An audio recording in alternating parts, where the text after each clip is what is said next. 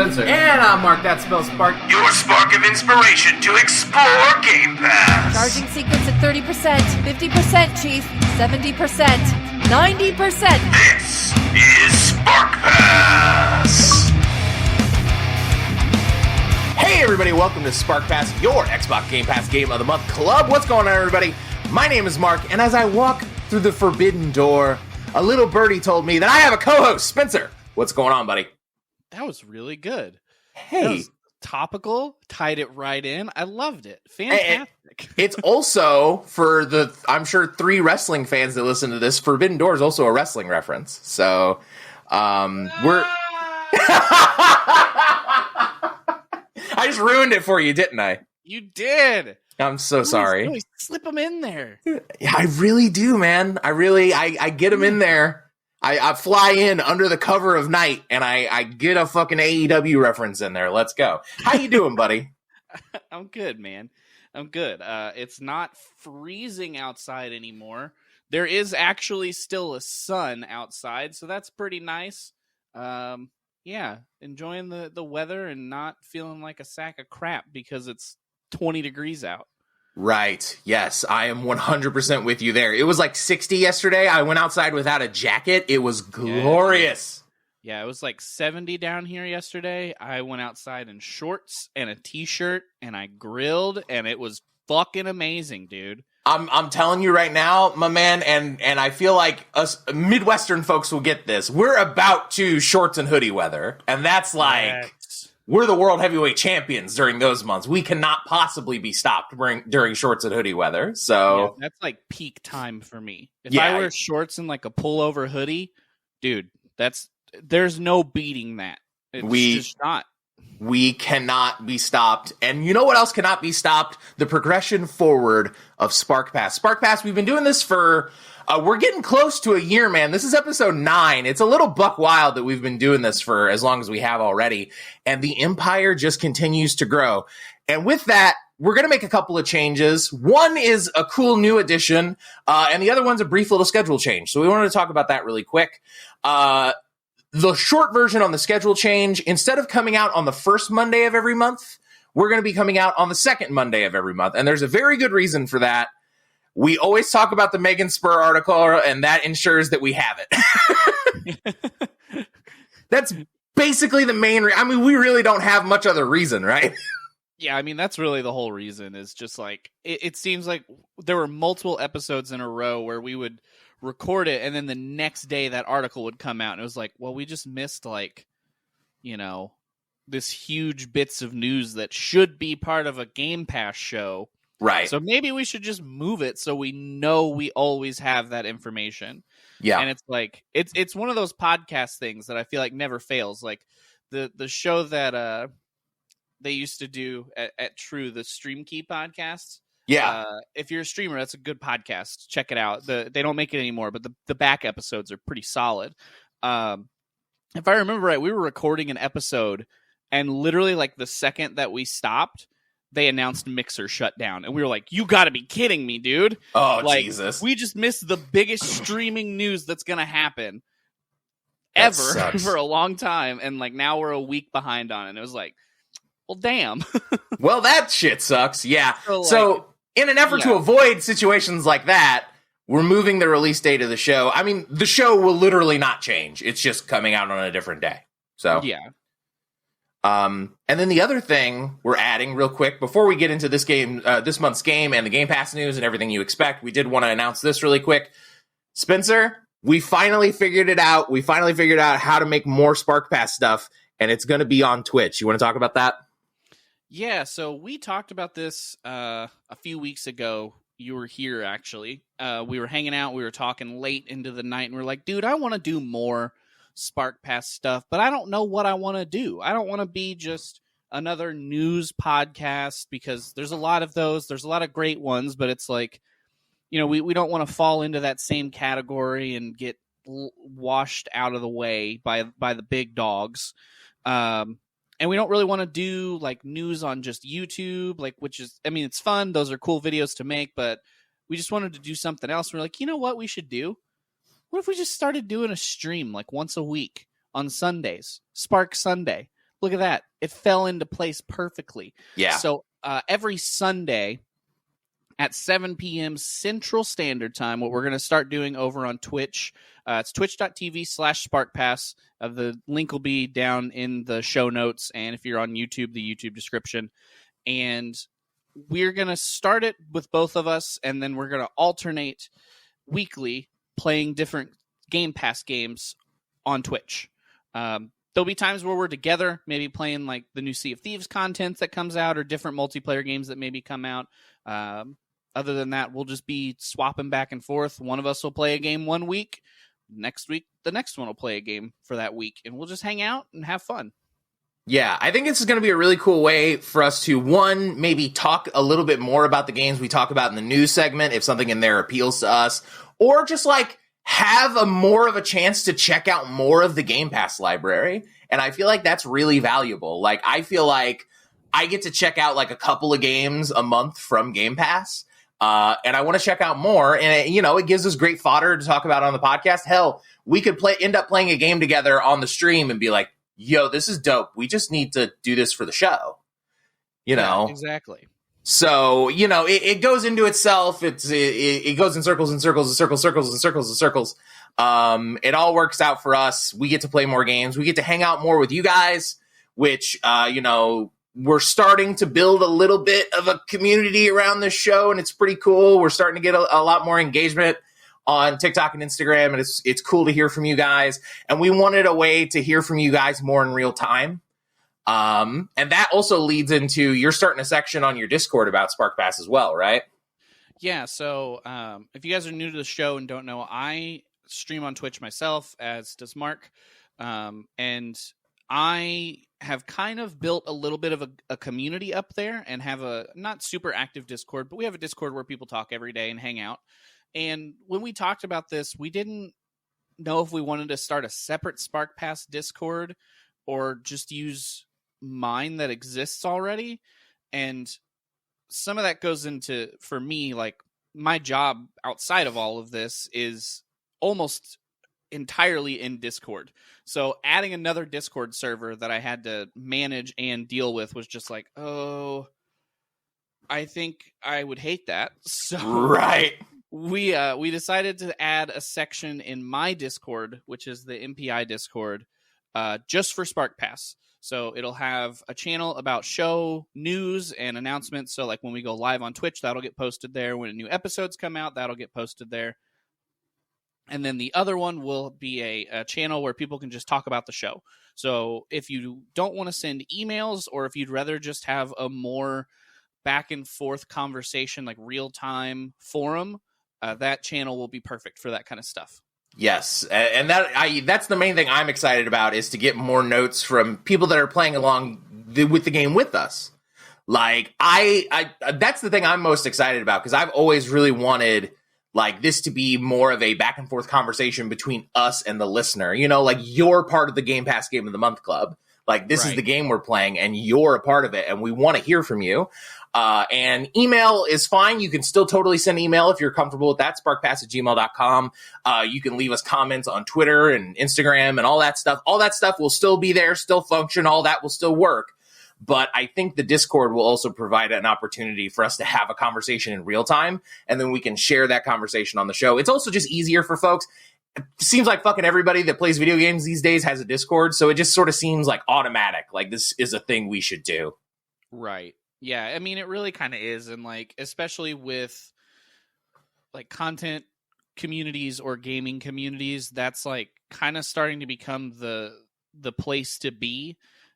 Instead of, hey, we have a, like sparkpass.forum.com or whatever. It's just, hey, go to our Discord, dude. Come hang out. Like, oh, you're telling me so I should delete that Pro Boards account that I made? Yeah, exactly. Okay. Like, it just kind of is like the typical place, I feel like now, which is cool. So we can do that and actually have a little bit more back and forth immediately with people who are listening to the show, or who have maybe come by a stream and was like, hey, this really funny thing happened on stream. What do you think about it? Or, whatever it might be. We can have real conversations immediately. Right. Yes. And I don't have to spend time like coding an IRC chat or whatever. So, shout outs to modern technology, man. It's pretty great. So yeah, that's basically it. Show is changing schedule slightly. We're going on Twitch. And that's starting this coming Sunday, right? Like when this episode releases? Yeah. So this episode is going to come out on the 7th of March, which that means that the 13th, that Sunday, will be our first Twitch stream.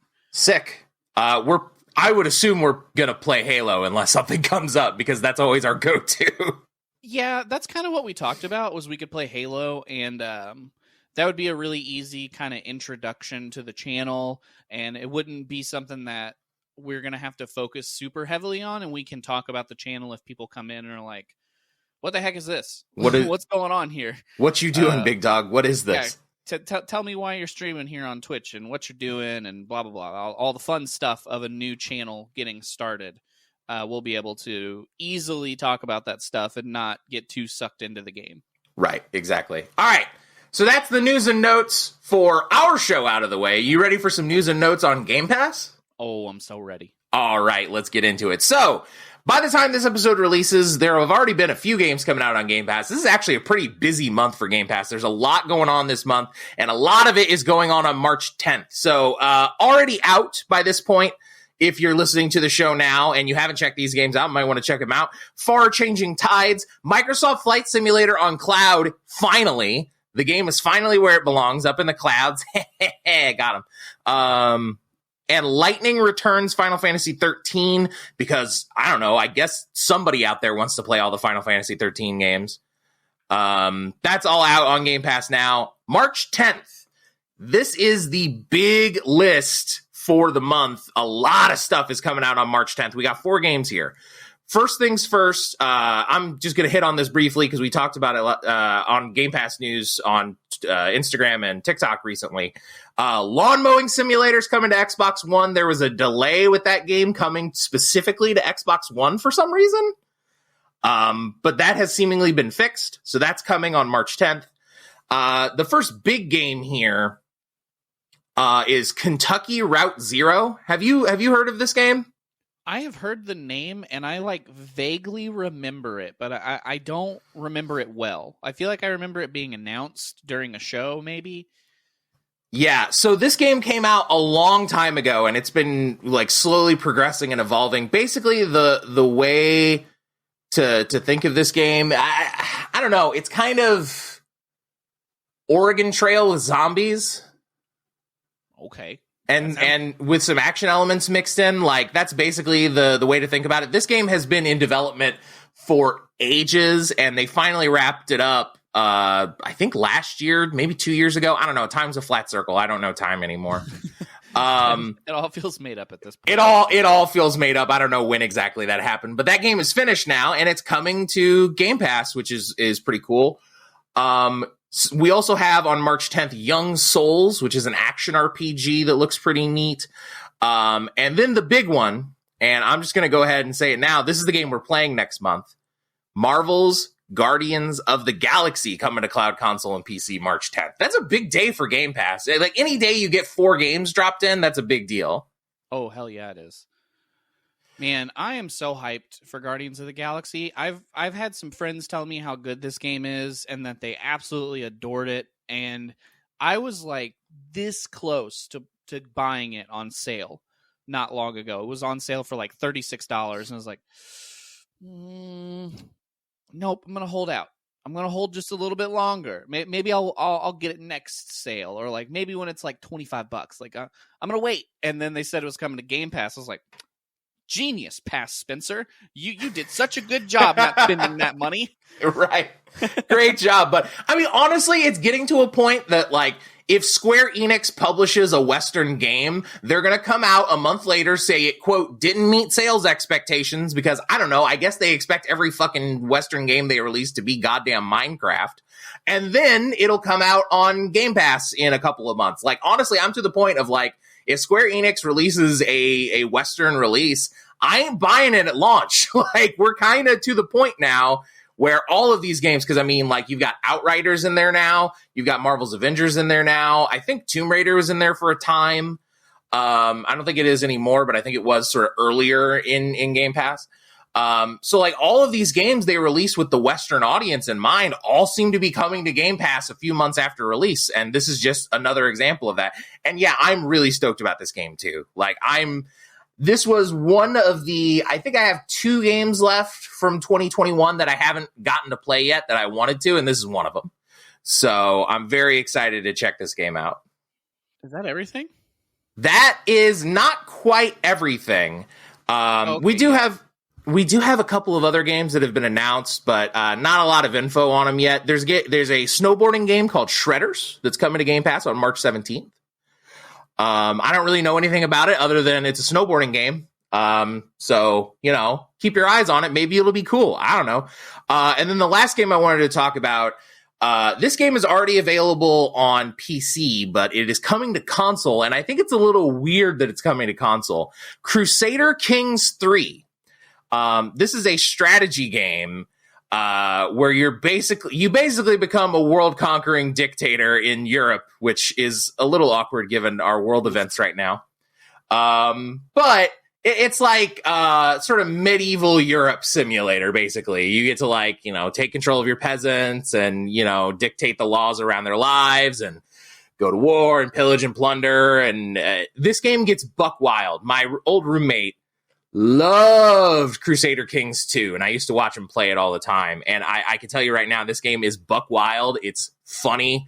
If you really want to just make an entire nation of bloodthirsty cannibals, you can totally do it. If you want to play diplomatically, you can totally do that. You can it sort of goes how you want it to go, right? Mm-hmm. And these kind of strategy games don't hit console. That's just not a thing that happens.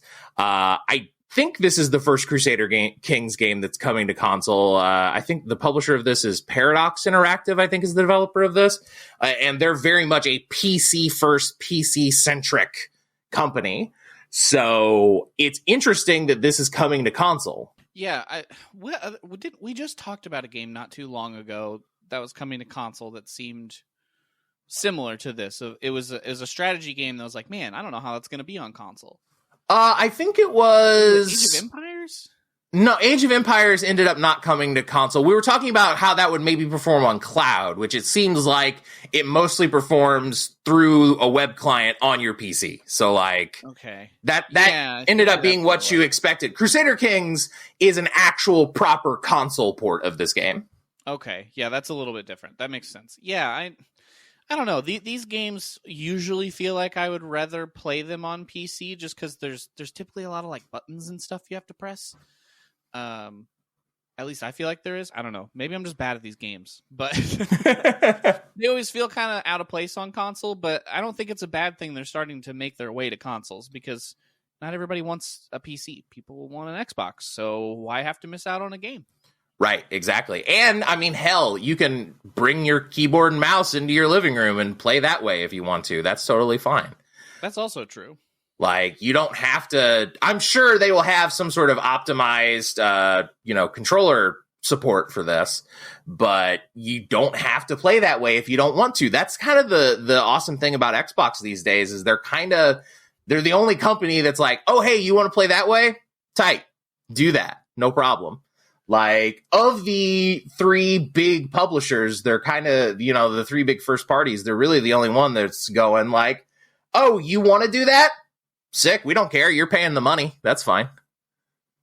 Yeah, exactly. And I kind of forget that you can plug a mouse and keyboard into the Series X. I just kind of forget about it. Yeah, I've only ever done it once. I did it for Flight Sim. That's the only time I've ever tried it. And it's a little bit unnatural, but shit, our consoles are basically just PCs that are built in a very specific way. So it's all the same shit. Yeah, so it makes total sense, especially with the Xbox being so closely tied to Windows and stuff like that. It makes total sense. Right, exactly. So that's all the stuff that I really wanted to talk about coming from Game Pass. A couple things really quick that are leaving Game Pass. All of these are leaving on March 15th. The Surge 2, Torchlight 3, Fogs, and the big one, which is actually a pretty heavy loss, Nier Automata, which I tried this game. I super bounced off of it. It was not my thing, but this won several Game of the Year awards the year it came out. Big time action RPG with a bunch of different endings, and a pretty buck wild game. And if you peruse the internet, the character 2B, the main character, is quite popular, I'm told. So, cool game, but this is a game I bounced off of it super heavy. Did you ever try this? No, I didn't. I've watched some friends play it, and I think watching them was enough for me to go, yeah, that's not for me. Yeah. That does not look like a game I would enjoy that much.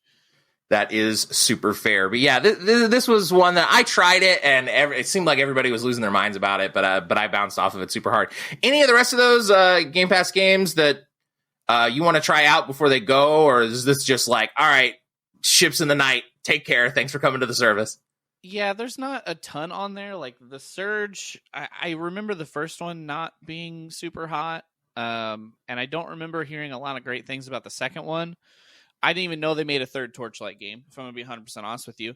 And Fogs, I'd never heard of it until now, and I just looked it up, and now I'm kind of sad I didn't play this. This game looks adorable and silly. Well, hey, you still got time. We still got a couple of days. All of those are leaving on March 15th. Yeah, this looks like something I could finish before then. Yeah. That seems like a super light game. Like you can just hop in and deal with that in like 10, 15 minutes. Yeah.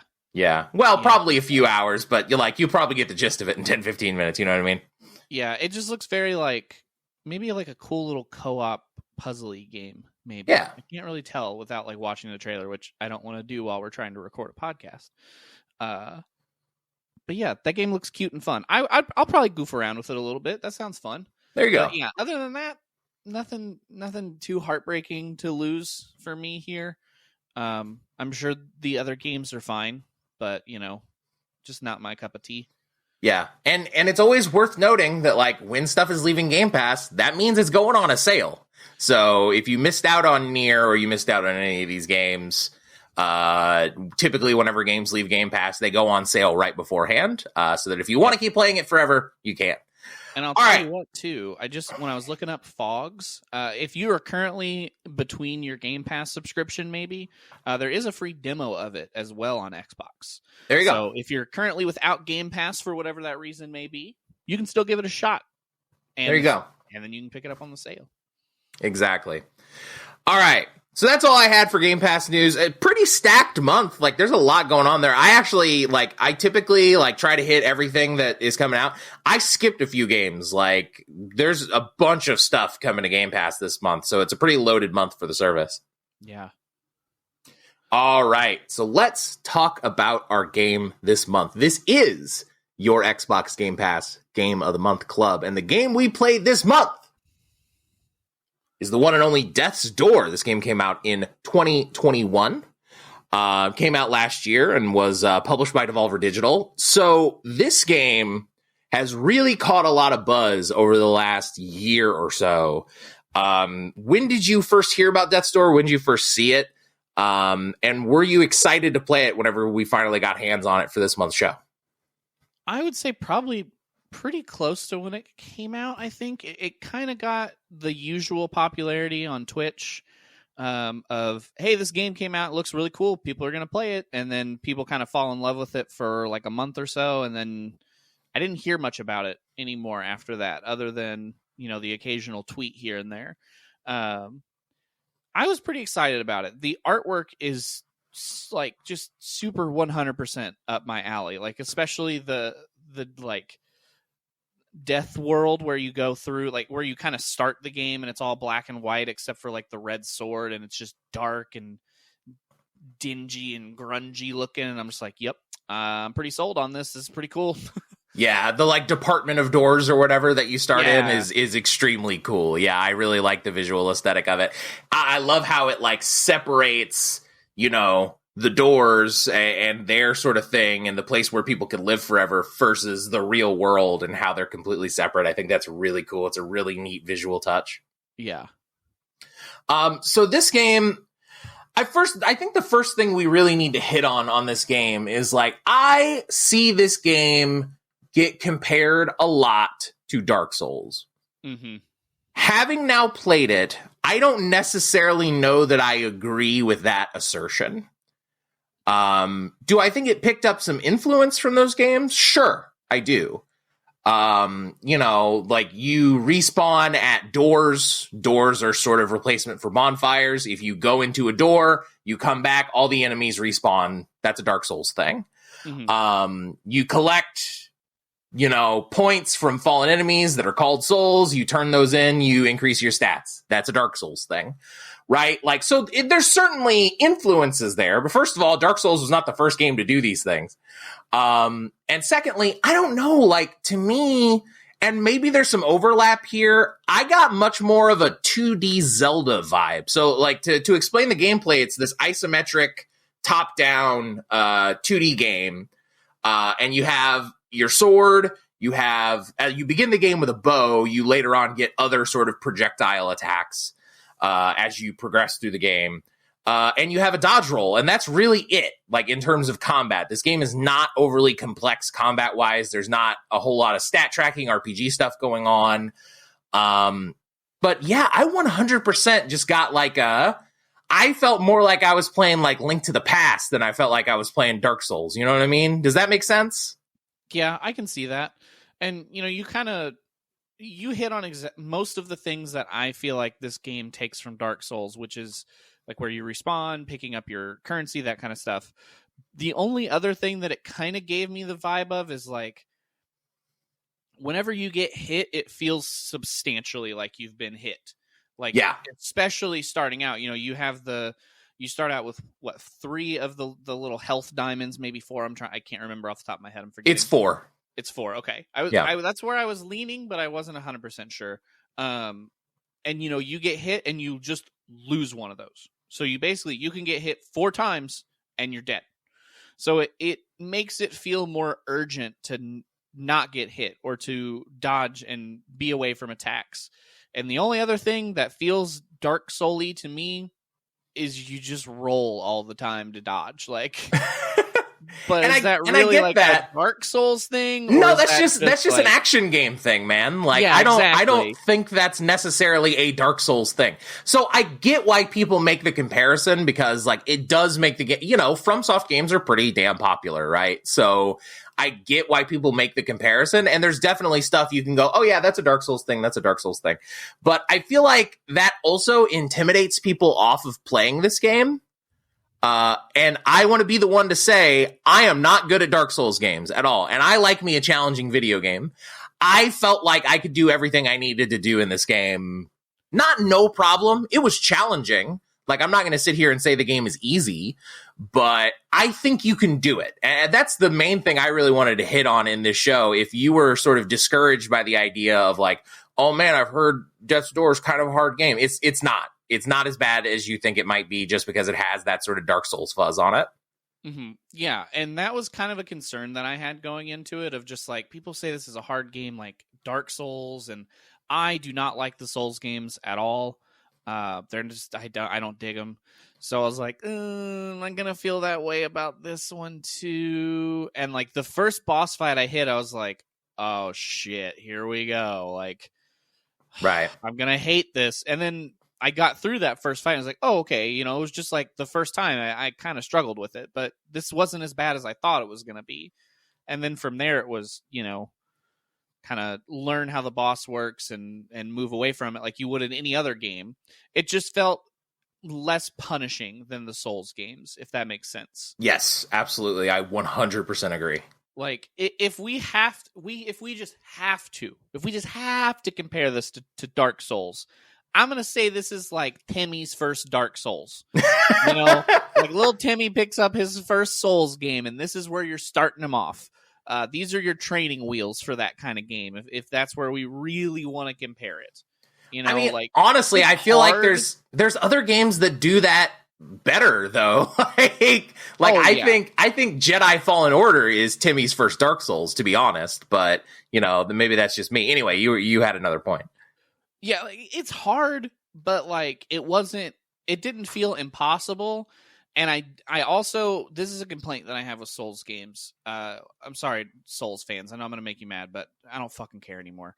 I feel like I die to a lot of bullshit in those games. Yep.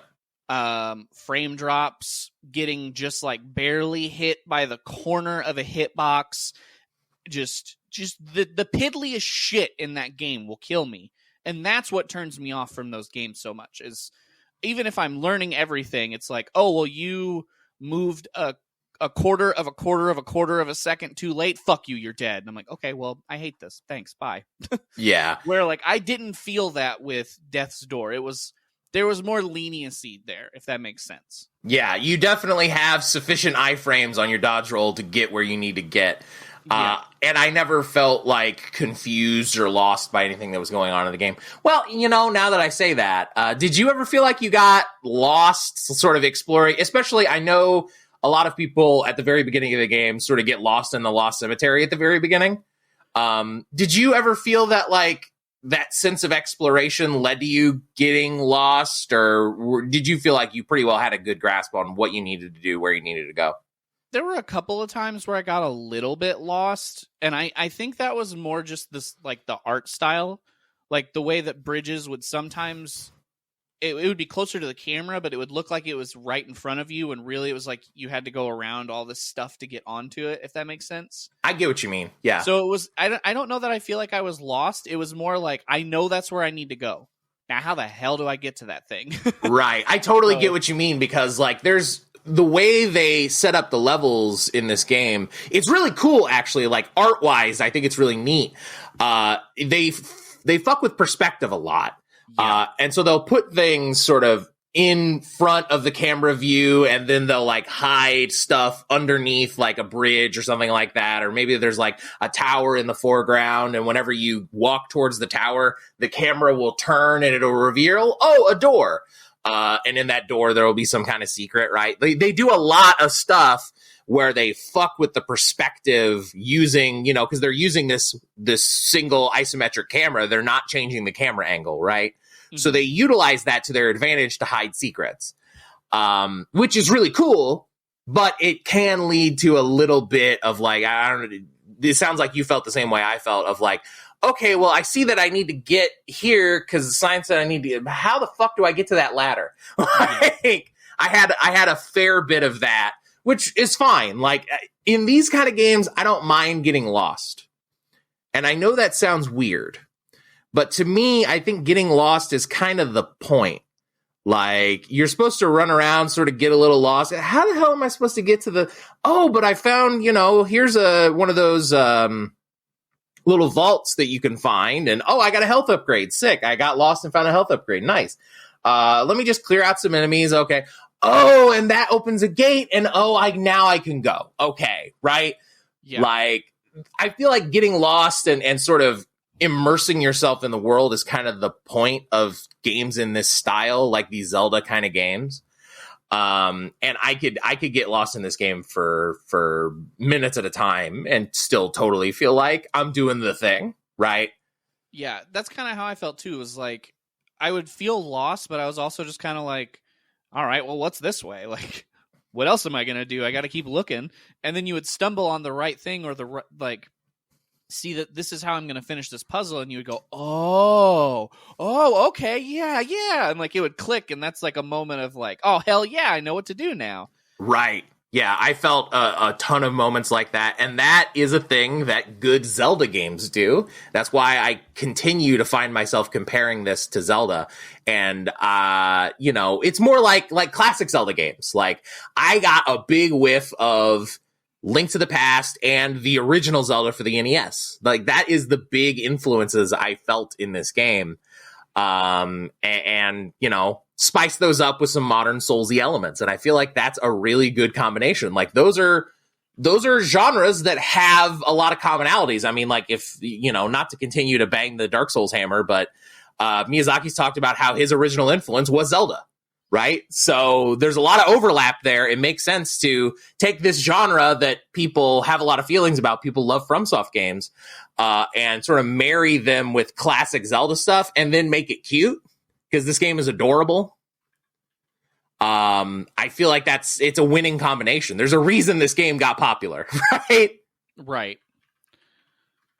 Yeah, and like the art is easily the biggest draw for me. Right. Really. I think this game is gorgeous. It's very pretty. I like the aesthetic of a lot of the characters. We should talk about the story briefly. So basically, long story short, you get to play as a little crow. You're a little crow boy, and he's adorable. He's a precious little boy with a big murder sword.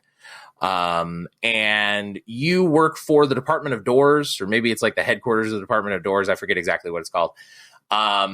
And they basically are the Grim Reaper.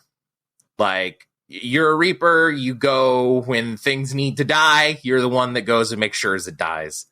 And you bring their soul back. And in exchange, you get to be effectively immortal. That's basically the thrust of the story. And then, one sunny day, you go, you fight a boss real quick, you get his soul, sick, hey, got the soul, and then some other bird knocks you the fuck out. And steals the soul.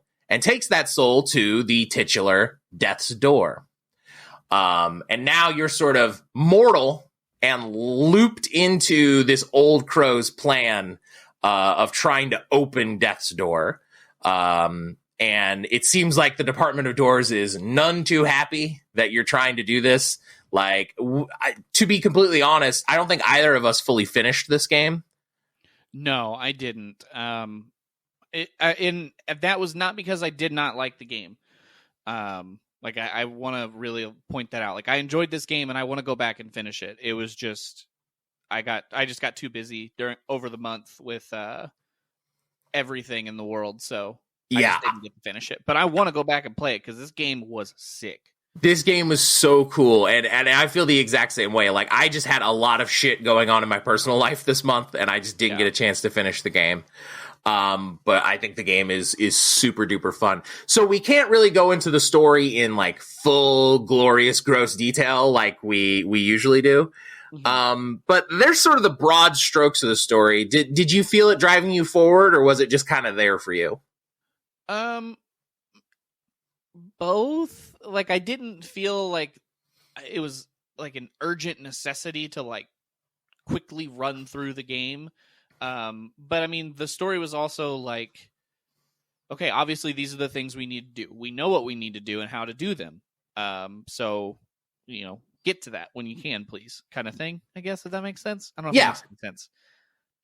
Yeah, I totally get what you mean of like, it's not like so compelling that like, oh my God, I have to see what happens. But it's like, okay, yeah, this works. This is a game plot. I can get down with it. Is that kind of what you mean? Yeah, exactly. Like, it was...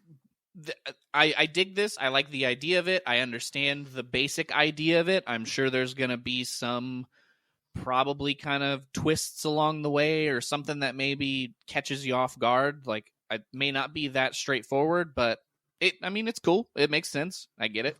Yeah, I mean, I 100% think we're turning on the Department of Doors at some point, or more appropriately, they're probably turning on us, right? Yeah, see, those are kind of the two things that I was expecting, is somewhere along the line, either we're gonna, like, talk to these characters that we're attacking and killing, and they're like, why are you doing this, bro? What you're doing isn't right. Like, they're lying to you. Or they're gonna be like, hey, thanks for all the help. Bye. Right.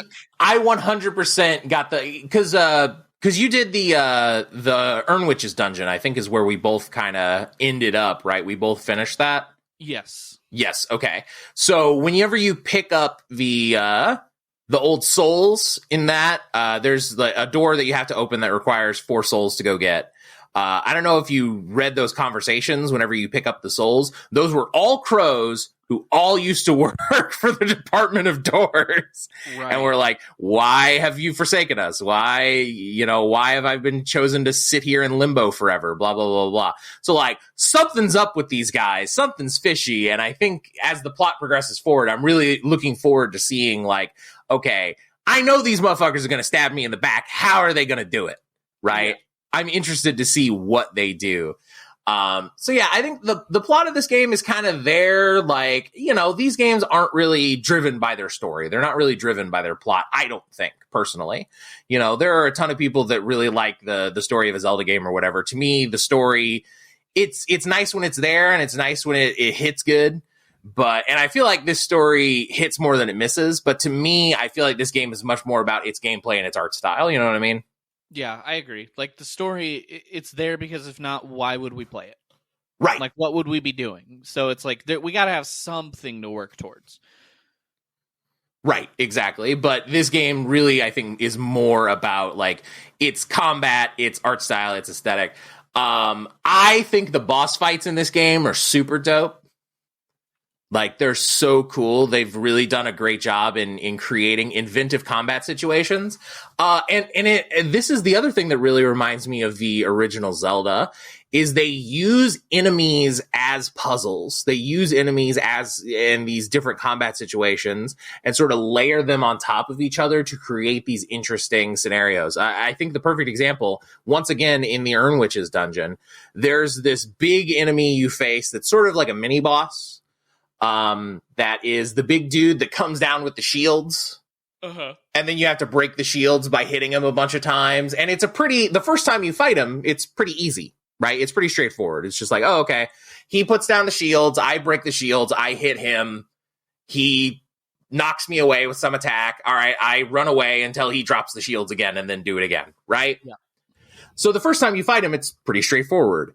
And then you run into him multiple times throughout the Urn Witch's mansion. And every time you run into him, they add different enemies to the combat.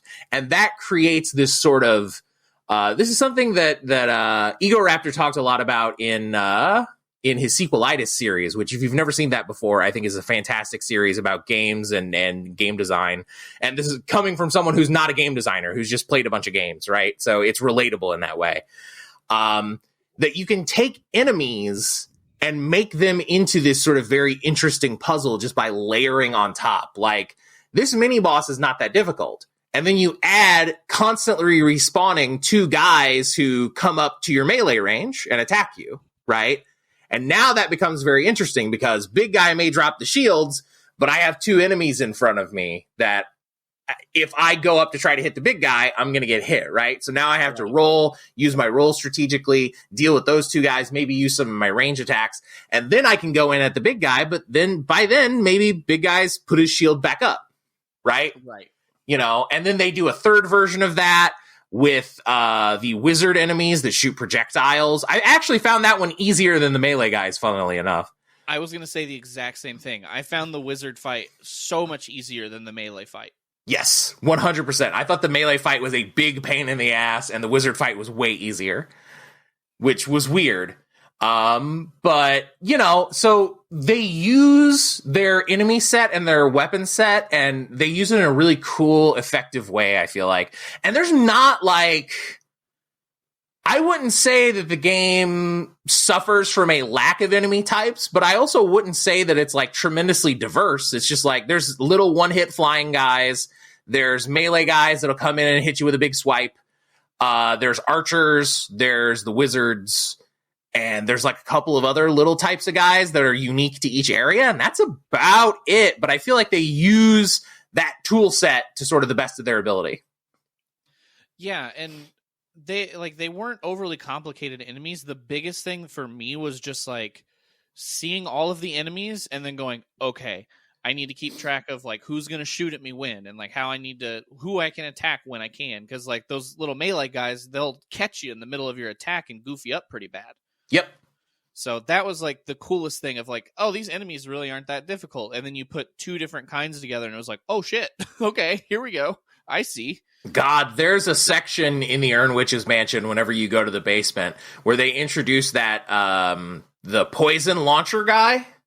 Yeah, with like the huge gun. Yeah, they introduce him, dude. And just normal enemies with him is a huge pain in the ass because like this game's combat, you really like, you're fairly stationary. Like you have your dodge roll, but that's really about it. But if you want to be dealing damage, either with your melee spell or with your melee or with your spells, you have to be standing still.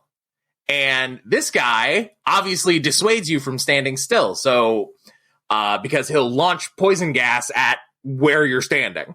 So like he makes the combat really interesting and extremely challenging, I think. Like, but it's fair challenge and it's fun challenge. It's like, oh, okay, cool. I need to get one hit in. Oh, I got maybe 2 hits in. I got to roll out. Oh shit, here we go. Blah, blah, blah.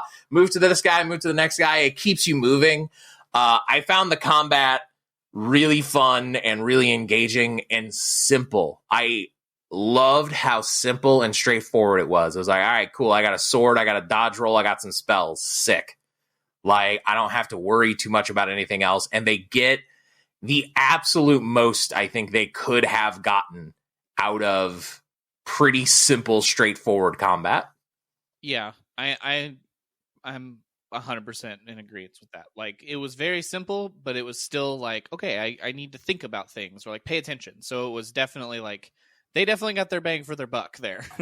Yeah, I feel like that's kind of like this game in a nutshell. Like, I feel like this game takes concepts from other games that are fairly good and then just takes all the best parts of them and then just mashes them together and adds in a cool aesthetic, right? Like, yeah, it takes the fun elements of 2D Zeldas. It takes some elements from Souls games for the modern fans. It takes these sort of puzzly elements from other 2D adventure games.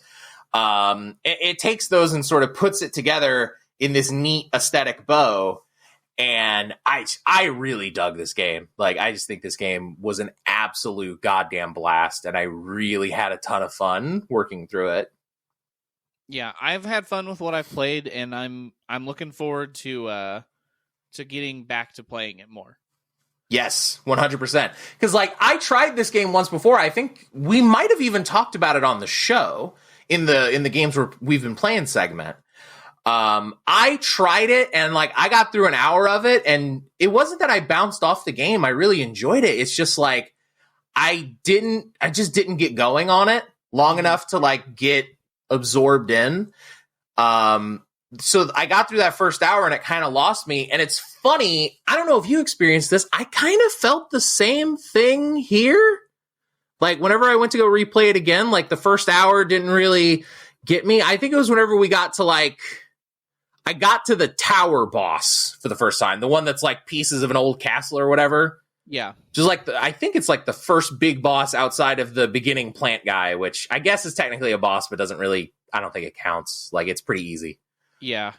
I agree with you. I think that's the first like real boss of the game. Yeah. And I think that is where it finally grabbed me by the shirt collar. I think that's where it finally got me. Cause like up until the first hour or so didn't really grab me the first time I played it. Not that it was bad. It just didn't grab me. And I think this time that fight was really what grabbed me by the shirt collar. Yeah. That's kind of where I was like, okay, this is going to be more fun than I thought it was. Yeah. I agree. Yeah. I think that's where the game 100% clicked for me. Man, I don't know. Like, I don't really know that I have a whole lot more to say about this game other than that it just rocks. Like, I'm sure. Do you have other shit that you want to talk about? Because like, all I have to say is like, oh, this game kind of kicks ass. Yeah, that's kind of the main thing that I have on it too. Really, is like this game's fun. It's a good game. I think you should play it. I want to go back and finish it. I just have to, fit it in the schedule. Right. I mean, that's always the constant struggle, right? Is fitting this shit into our lives. But yep.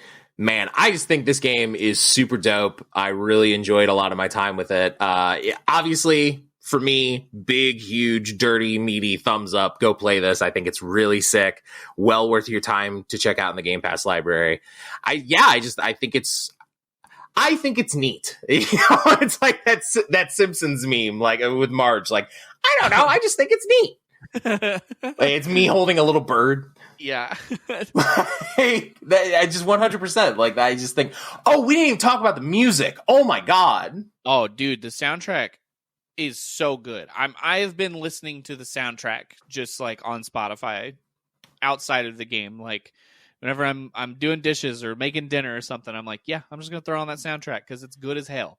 I did something that I have not done in an extremely long time with a video game.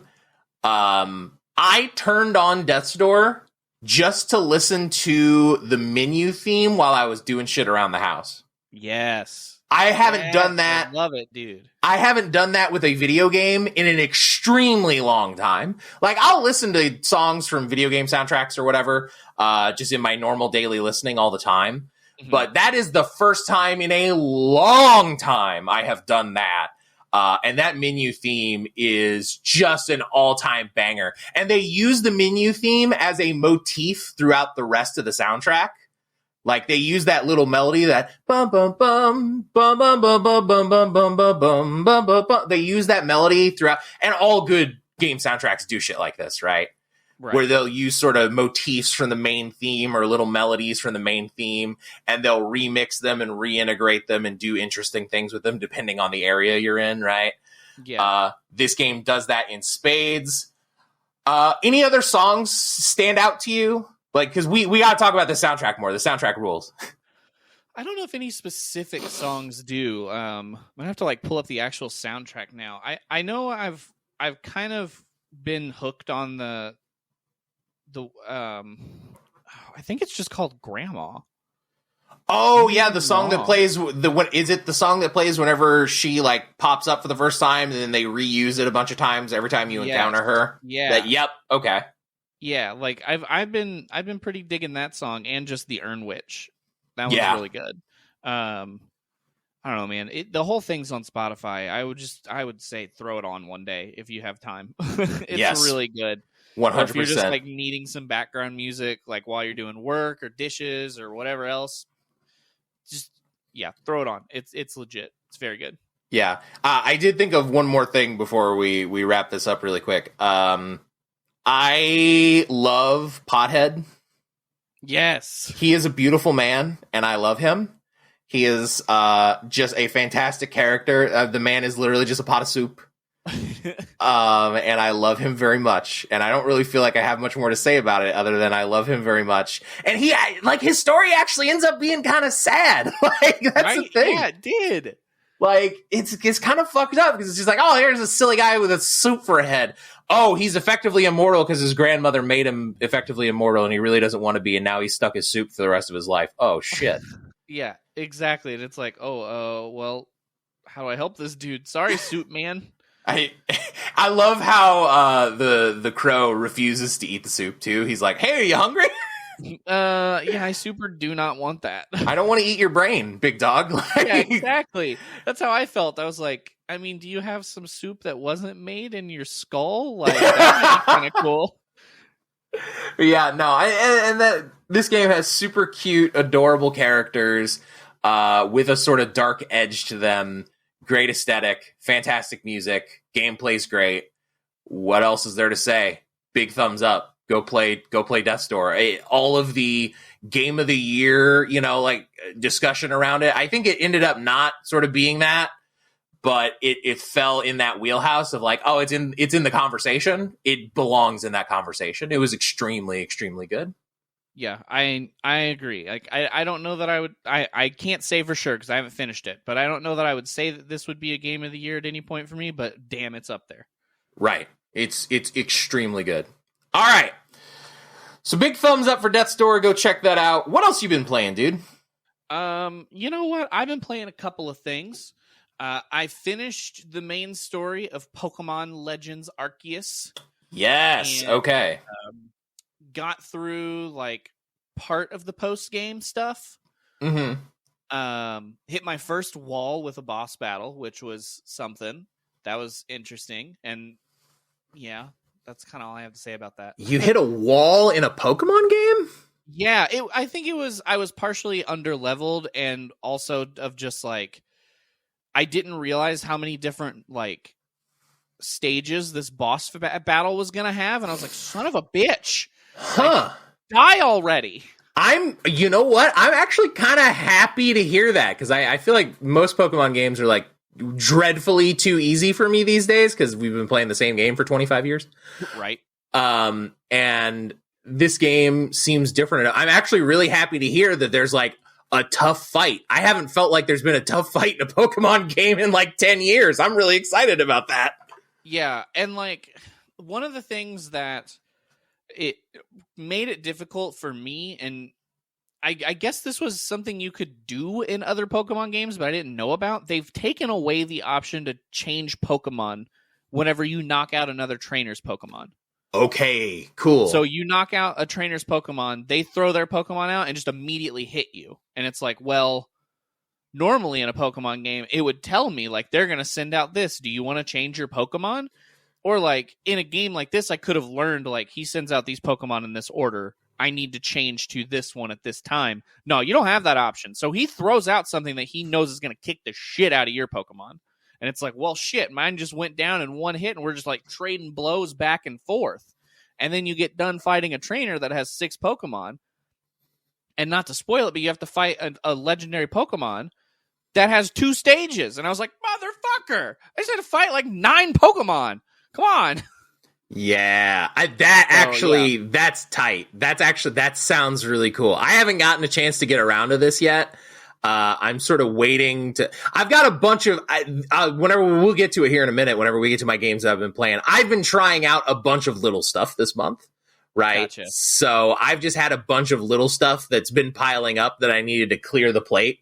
Yeah. And I definitely needed to clear the plate before Kirby comes out because that's a big game for me. And I definitely need to clear the plate to get Legends Arceus in. I'm super excited to play this. I just haven't gotten around to it yet. Yeah, like, at no point did I think, like, I don't like this game. It was more of just like, damn, this fight is a little tough finally. The only other times that I kind of hit any form of a wall was instead of getting badges and that gym badge giving you, hey, Pokemon of this level will listen to you in battle. Now you get like research levels, because you're part of the Survey Corps, and they like give you, hey, here you're at your next rank of the Survey Corps, kind of thing. And there were a couple of times where I had to like really grind out research tasks in the Pokedex to get enough points to go to the next one to be able to do the next story mission. And like, those weren't like times where I hit a wall, but it was just like, oh my God, why did I just did all this shit? It only gave me 100 points, like, and I need a 4,000. Come on, game, damn it! Right, but, like, that just sounds like open grind. That's open world stuff. Like open world games do that all the time. Yeah, like exactly. That's just open world things, Yeah, 100%. But like other than that, dude, this might be my favorite Pokemon game. It's different. Like it's just enough the same, but just enough different to pull you in. You know what I mean? Like you still do Pokemon battles. They're still turn-based. They're still kind of the same in that regard, but like I just get to run around the world, and if I see a Pokemon I like, and I'm like, I bet I could just sneak up behind this and throw a Pokeball at it instead of dealing with a battle. You can do that, and you can catch it. And I'm like, this is way cooler. This is way more fun. And like Pokemon actually attack you as a person. It's like, it never made sense to me. I was like, why wouldn't this giant dragon try to kill me? This makes no sense until I throw a Pokemon out. You know what I mean? Like, a bear isn't going to wait until I have another bear to attack me. It's just going to attack me. Like, it's so true. Oh, you know what, man? No, he doesn't have a bear. I can't attack him. That's unfair. He's going to go, no, that's dinner. So, like, Pokemon love humans. Pokemon and humans love each other inherently. Blah blah blah. Something magic not story. In this game. They so sure shit don't in Legends Arceus. It seems. Yeah. But yeah, game was good overall. If you're a Pokemon fan, I think you would love it. It's very good. I'm super stoked to lay hands on it. I'll probably report back next month. That will probably be the next chance I have to play it, and I'll probably hit it then. Sweet. Yeah, I'm interested to hear what you think about it, because I liked it, and I usually wouldn't finish most Pokemon games and go, I want to play more of that. Like, I want to finish everything. But this is the first one where I'm like, I need to catch every Pokemon to be able to deal with actually, like, battling and catching Arceus. I don't know what I'm going to do after that, but, right. I want to do that at least. Well, and the dope thing is we kind of are getting more of it. They just announced new Pokemon games coming out at the end of this year, and it seems like they're in the same style.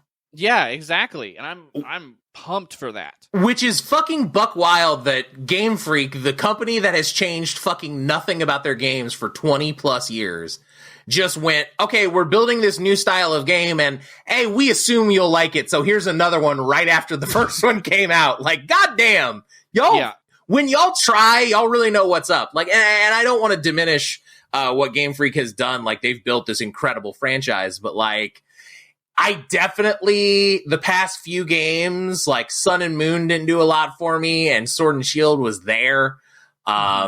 And I definitely was ready for a change. And Game Freak is like, you know what? So are we. No problem. We're changing this, and that. And we think you're going to like it. So we're doing another game in that style already.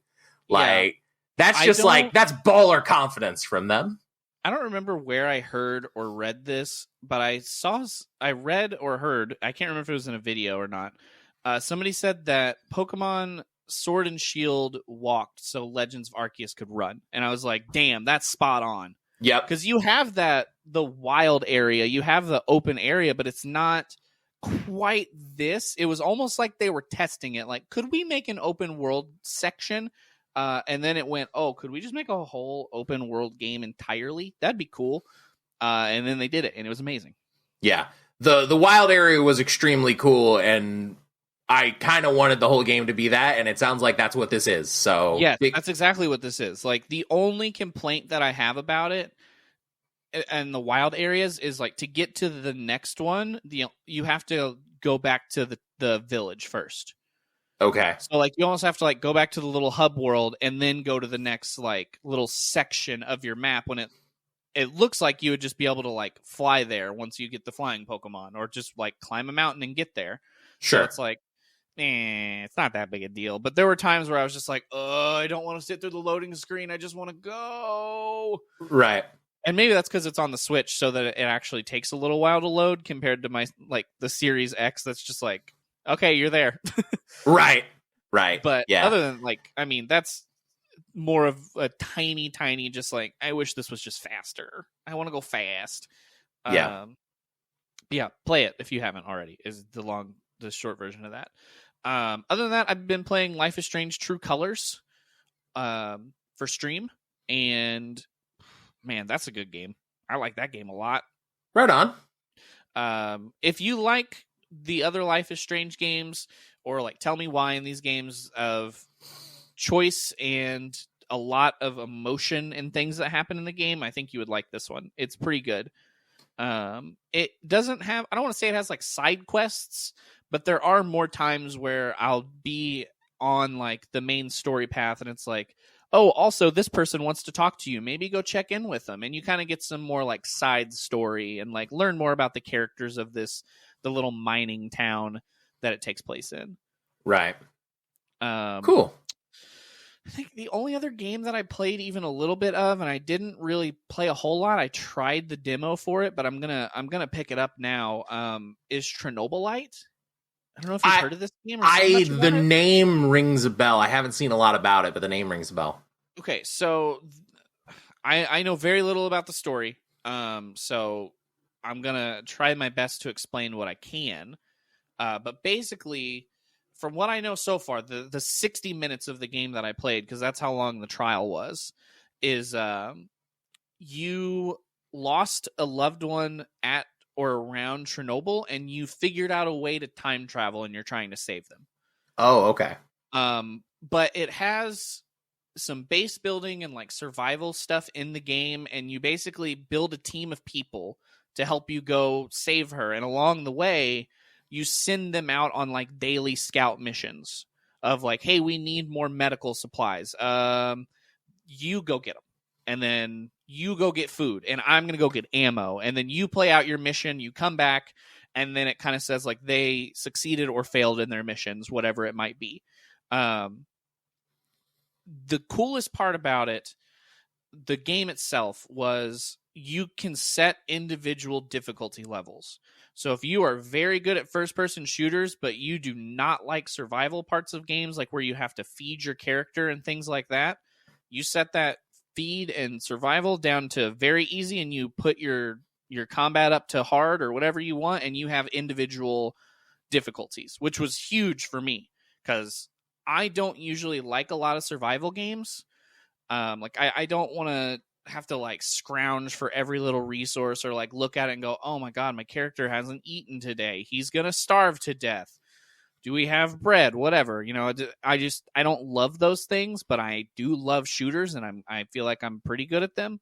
So being able to control those individually was fantastic. Like it made a night and day difference in me wanting to continue to play this game. Right. That sounds pretty cool. It almost sounds like a first-person shooter version of those Wasteland games that are on Game Pass. I don't know if you've tried those. I haven't, but I've seen some stuff about them, and it kind of is similar, I think. Yeah, it sounds a lot like that, or even maybe like a more serious Fallout Shelter. You know, like yeah, exactly. Ooh, yeah, that's a good way to explain it. I didn't even think about that. That sounds pretty cool. I would be willing to, I don't know that would be a game that would hook me because like I'm not big into survival games either. But I don't know. I'd be willing to take a look at it. Is that on Steam? Is that on Xbox? Where's that at? It's on pretty much everything, I think, except maybe Switch.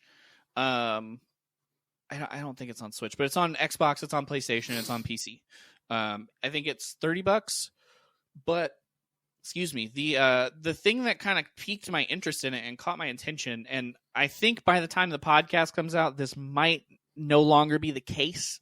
But they tweeted out that, hey, for the next week, all of our sales will be going to the Ukrainian Red Cross. Oh, okay. So all of our profit is going to go to them. A few other people have been doing that, like This War Is Mine. That developer has been giving all of their profits to Ukrainian organizations that need help right now. Right. So that goes until the 4th. So it'll be over by the time we're done recording the podcast. But for you, if you're interested in checking it out, Mark, or if maybe they decide to extend it, or if you just want to support the developer because they did something like that, this is a pretty cool game to check out, I think. Yeah. Right on. Sounds pretty cool. Yeah. I think that's really it. I got a little bit back into GTA again a couple weeks ago, last weekend, I think, with Kate and a few of our friends, and have been, kind of dabbling in and out of that like we usually do, but that's about it. Right on. Cool. What about you, dude? What are you playing?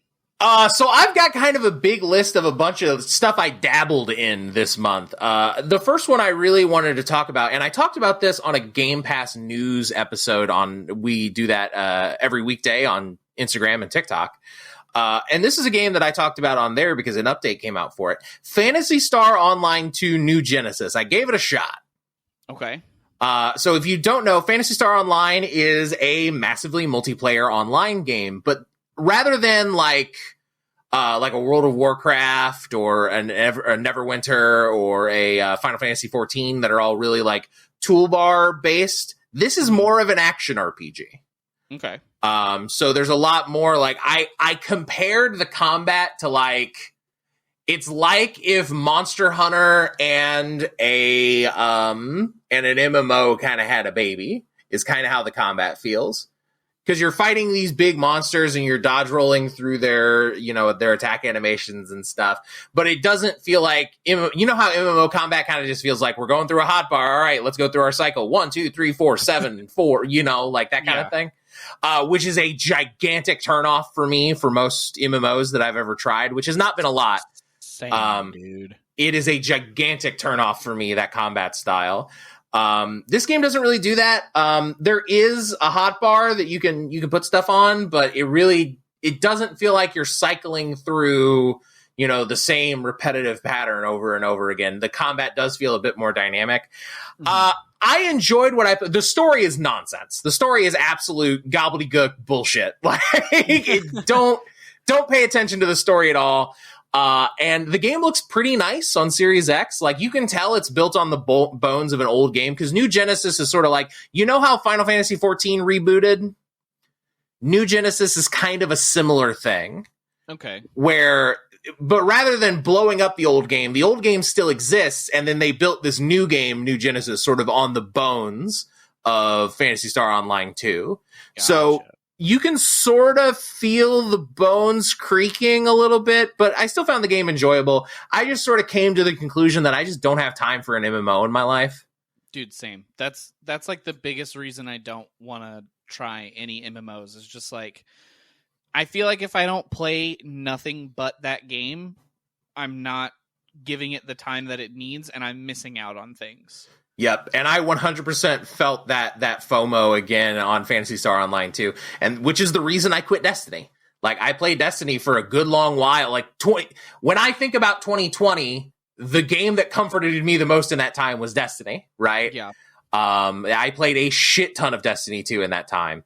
And I was kind of hoping that Phantasy Star could be a little bit more casual for me and I could get a little bit of that feeling back. But nah, man, I just don't have the time for this shit, which is fine. Like, I would recommend people try the game out because it is free. And the other cool thing, because Xbox was really gung-ho about bringing this game to the West, in your Game Pass perks every month, they give you free items for this game every month. Oh, cool. Yeah, so that's definitely worth checking out if you want to try an MMO. I liked it, but I don't have the time for it, unfortunately. A few other smaller games. I've belabored this series a million times on the show, so I'm not really going to talk about it again, but I did finish Luminous Avenger X2, which just came out in January.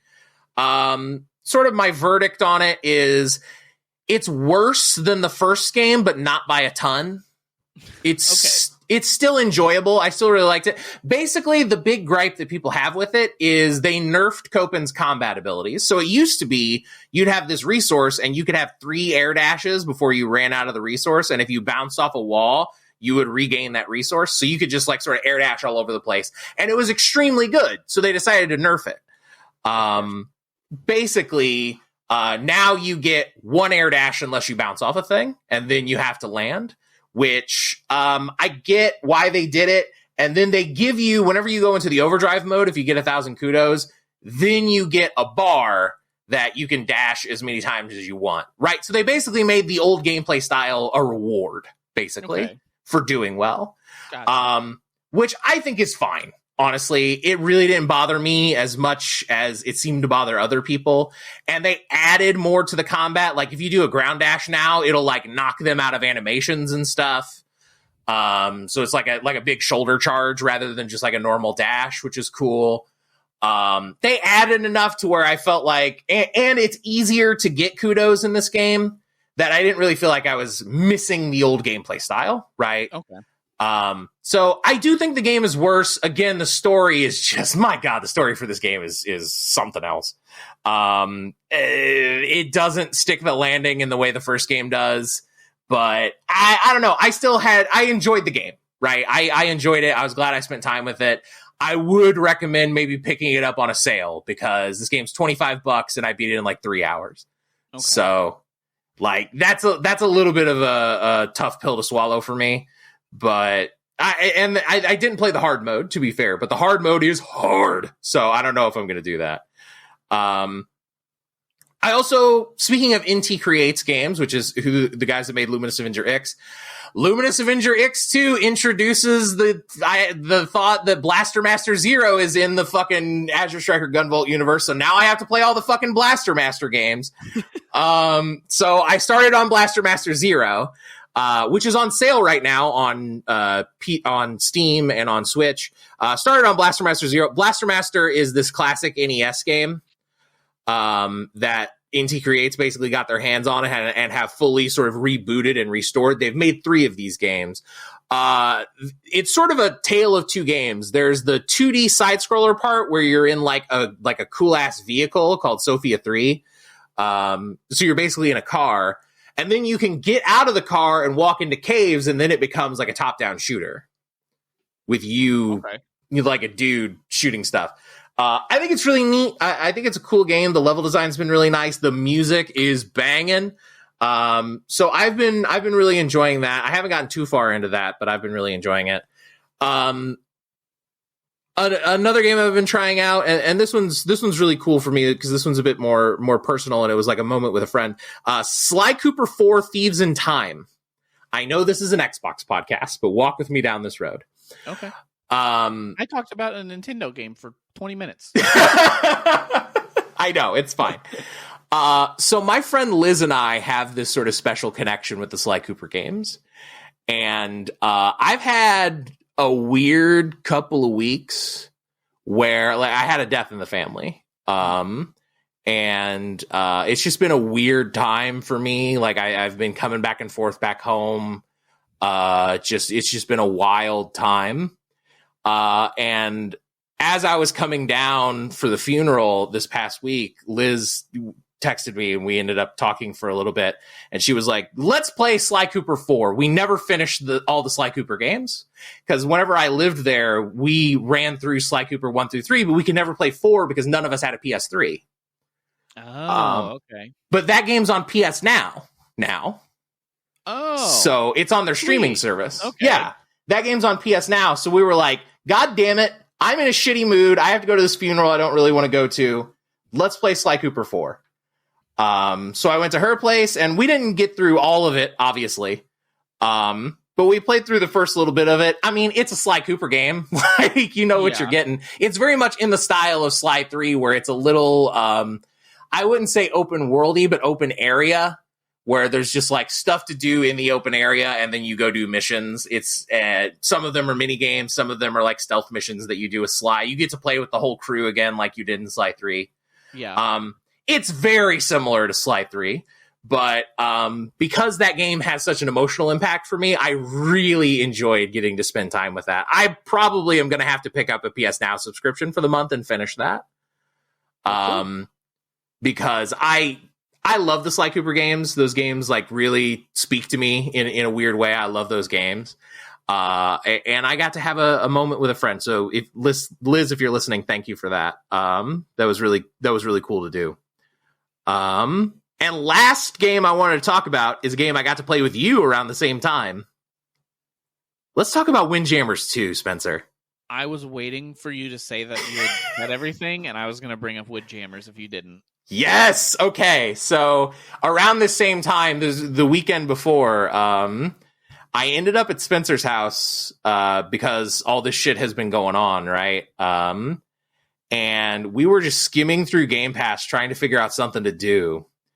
And we ended up landing on Windjammers 2. And holy shit, Spencer, we played this game for like 7 hours. Yeah, we spent like the entire day playing that game. It was a blast. So I talked about it last month a little bit because it released on Game Pass last month. But this is basically like a Frisbee Pong game. Like competitive fighting game, but with Frisbee. Yeah, I don't really know how to describe it other than kind of how you did, you know? Like, it's kind of hard to say. Yeah, but the original game has a really big legacy as like a side game at fighting game tournaments. This is a game, the original game was made by Data East in like 1995 or something like that. It was a long time ago. And it sort of became like a popular side game at fighting game tournaments. And so this developer decided to revive it. And it's basically the same game. Like they added a couple little special moves, but they added supers. That's basically it. Like the game otherwise is like the same, pretty much. Yeah. But I was just like, hey, you need to try Windjammers. And you were like, whatever. And we ended up just hammering that game out all fucking day. We had such a blast playing that. And I really wish more people were playing it. So I'm going to shout it out. Like, hey, go play Windjammers, you assholes. It's free with your Game Pass sub. Go play it. Yeah, go play it so that we can play it online with you.